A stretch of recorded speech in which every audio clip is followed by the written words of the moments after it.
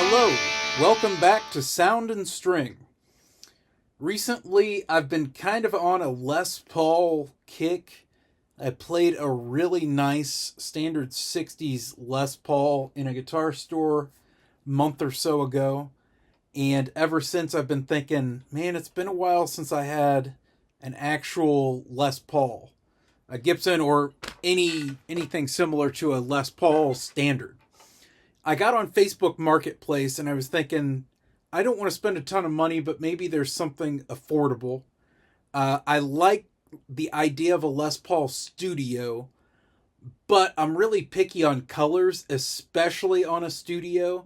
The fact that it doesn't have binding, sometimes the fretboard can look kind of weird in contrast to the color the body is finished in.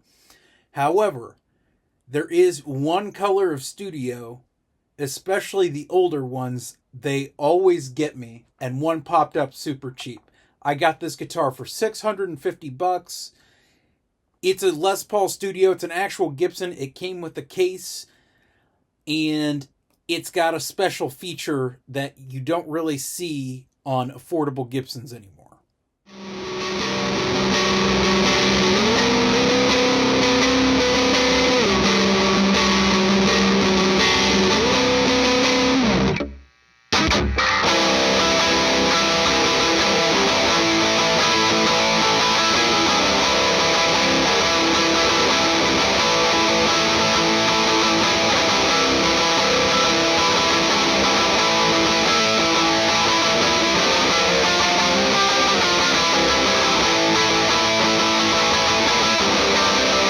So, this is a 2009 Gibson Les Paul Studio in white, obviously.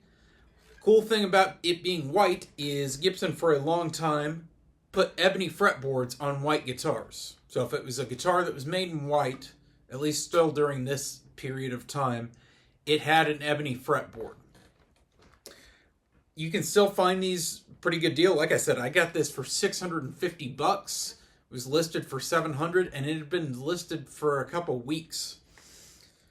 People know about them, but it's not like they're this super catchy thing yet. I think they'll probably go up in value a little bit as time goes on, especially as studios just overall typically don't have ebony fretboards like they used to. For a while, all studios had ebony fretboards, and then they started doing rosewood, but the white ones kept the ebony fretboards. This guitar has a cool patina to it. You might be able to notice there's a couple chips in the top. There's some checking going on. If you look up the side of the neck, along with the checking, there were some stickers on it, so there's some difference in the white and yellowing of the finish. Another thing that makes this guitar cool, it's chambered or weight relieved, which, if you're not sure, start tapping with a pick. It's pretty obviously hollow. I think that's part of why this guitar resonates the way it does. It feels really nice unplugged.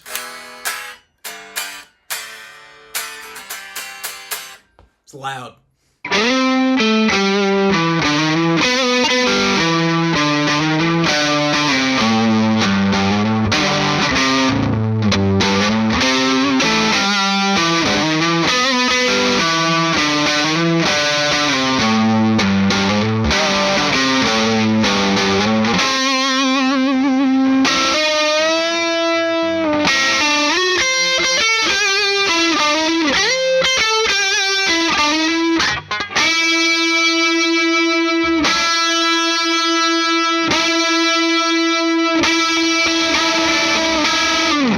I've done a little bit of setup work to this guitar already, but I haven't gone full bore. I figured I would take you all. One thing I've been having trouble wrangling in is the bridge pickup. Actually, kind of like the neck pickup, but the bridge pickup is kind of muddy. It almost sounds a little filtered, and I've tried a couple different pickup heights. So what seems to have helped, though, is I adjusted the pull pieces.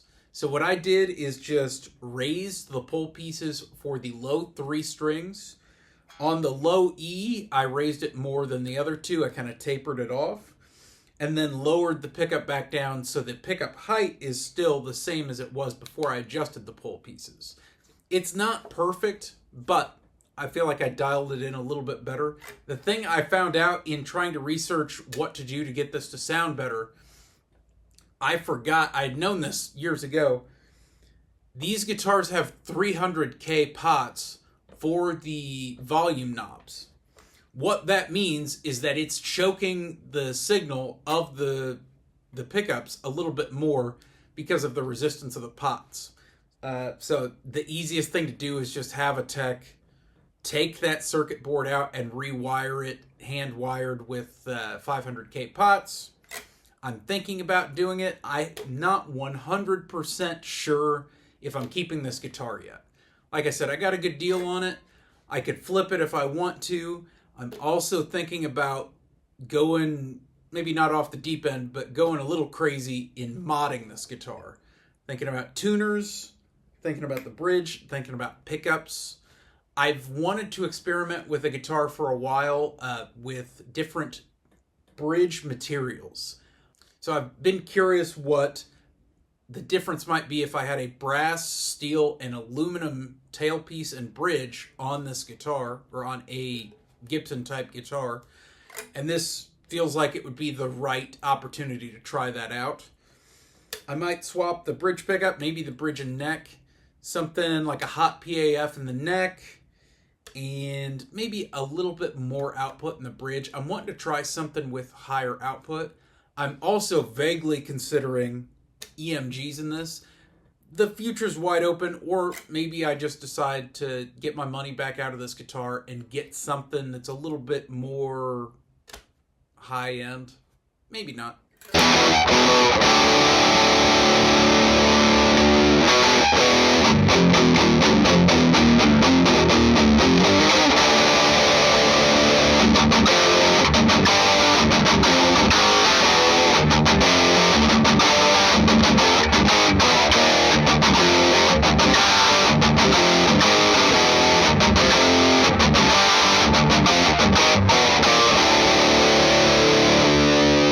What I think I'm going to do, just to help me get a better feel for this guitar, I'm actually recording guitars for a song tomorrow. I've got guitars I was planning on using, guitars you've seen already, my Explorer, my Firebird, my Parts Telecaster. I think I'm going to set this up to be able to use as well, just to see if I can click with it any more than I already am. I play in D standard and drop C. The song I'm going to be recording actually is in drop C. Right now I've got it set up with 10s in E standard. So what I'm going to do is put some thicker strings on it.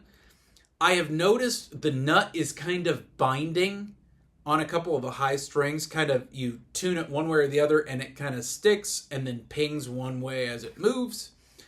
So in putting the thicker strings on there, I'll also file the nut anywhere it needs to be. Hopefully that'll help take care of that. I'm going to string this up with 11 to 52 NYXLs tuned to drop C. I'm going to get that set up.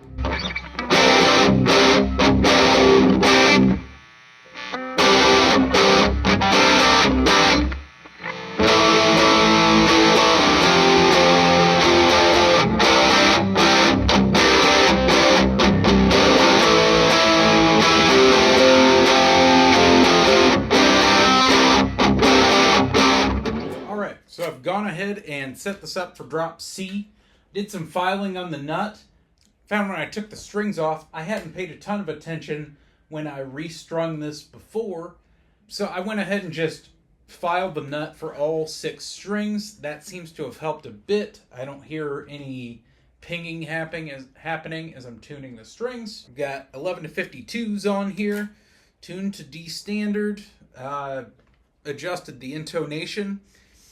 Still, I'm not 100% sure how I feel about this guitar. I really want to like it, and there's some things I like about it.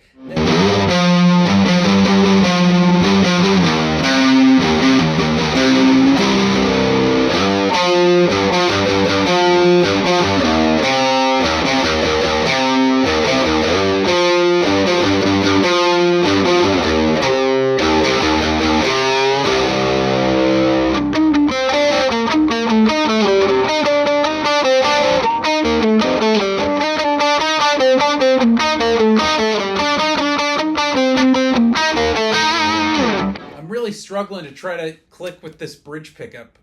I play a lot on the bridge pickup. I feel like I pretty much live on the bridge pickup. The neck pickup, I dig. The bridge pickup, I'm going back and forth on. It just feels kind of choked, and I really feel like maybe if it had the 500K pots, it would be a different story. So I'm tempted. We're gonna see what happens. I'm not sure if I keep it. This is getting rewired, but cool vibe overall. I dig that it's chambered. Like I said, there's something about that just makes it breathe a little bit more. It's kind of a fire breather. I'm thinking about swapping tuners out. I'm curious about the tonal difference between something like this. These are Gibson Deluxes, the stock tuners on it, kind of Clusen style with the snot green buttons. I'm curious about if there's any tonal difference between this and a Grover. I played a Les Paul Jr. a year or two ago. Those usually come with Clusens, but this had Grovers on it, and there was something kind of special about that. I kind of suspect it was the Grovers. Curious about maybe swapping out the bridge and the tailpiece. If I keep it, it's going to get different knobs just because aesthetically I've got better ideas. Maybe I'll swap out the plastics. And maybe I just don't end up keeping it. So what do you think of the Les Paul Studio? They're a great value proposition. And what do you think of the bridge pickup? I'm still trying to decide how I feel about this. With the treble cranked up on the amp, I can get some pretty beefy sounds, but it still feels kind of choked up. I think putting the 500K pots in here, it's going to open the guitar up a lot, but I'm not sure that I want to go super deep on it.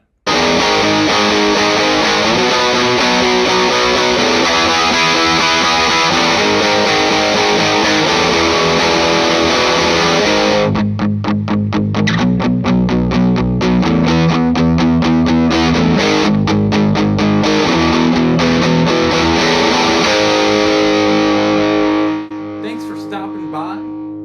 Thanks to Perennial Sound Studio, where I'm shooting this, for letting me come in and film.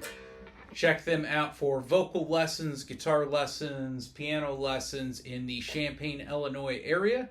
So link below. Hit the like and subscribe below. I appreciate it. See you next time.